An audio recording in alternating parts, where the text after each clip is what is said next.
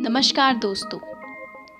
अगर आकार के पैमाने को मिटा दिया जाए तो वह क्या है जो एक समुद्र को तालाब से अलग बनाता है? मैं बताती हूँ। समुद्र का धीर गंभीर चरित्र। तालाब बारिश में इतने उतावले हो जाते हैं कि उन्हें अपनी सीमाएं तक याद नहीं रहती और वे अपनी बाढ़ रूपी मद से जमीन और जंगल को डुबो देते हैं। किंतु जब बारिश थम जाती है तब वे प्यासे भटक रहे पक्षियों को चोंच भर जल तक नहीं दे पाते। लेकिन समुद्र में तो हर पल हजारों नदियां गिरती रहती हैं, सैकड़ों हिमखंड पिघलते रहते हैं, लेकिन समुद्र कभी भी अपनी सीमाएं नहीं लांघता। उनमें कभी बाढ़ नहीं आती। इसलिए समुद्र को समुद्र उसका आकार नहीं बल्कि उसकी गंभीरता बनाती है। ऐसे ही समुद्र की भांति स्थिर, धीर, वीर और गंभीर स्वभाव में रत रहने वाले मर्यादा पुरुषोत्तम भगवान श्री राम भारत ही नहीं पूरी दुनिया के गौरव है।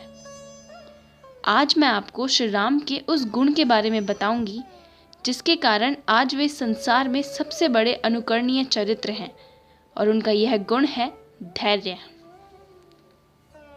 महाराज दशरथ द्वारा लिए गए राम के राज्याभिषेक के निर्णय से सभी आनंदित थे, लेकिन स्वयं श्री राम कहते हैं कि जब हम चारों भाई एक साथ जन्मे, एक साथ खेले, पढ़े और बड़े हुए, एक साथ हमारे विवाह हुए, तो राज्याभिषेक सिर्फ मेरा ही क्यों, हम चारों भाइयों का होना चाहिए।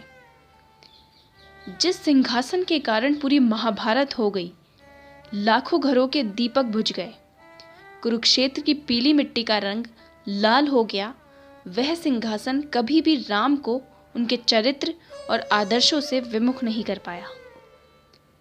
लेकिन इसी बीच कुछ ऐसा हुआ जिसका घटित होना तो दुर्भाग्यपूर्ण था, किंतु इसके परिणाम स्वरूप भारतवर्ष के गौरवशाली इतिहास में आदर्शों का एक ऐसा प्रतिमान स्थापित हो गया जिसके पल भर आचरण मात्र से संपूर्ण जीवन सफल हो जाए।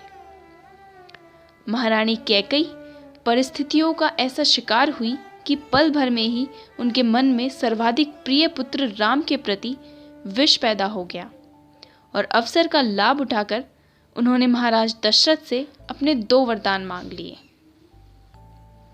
प्रातःकाल रानी कैकेयी ने श्री राम को अपने महल में बुलाया और उन्हें अपने दोनों वरदानों के बारे में बताया। राम ने मुस्कुराते हुए बड़ी विनम्रता के साथ कहा, मेरे लिए तो ये वरदान सरीखे हैं।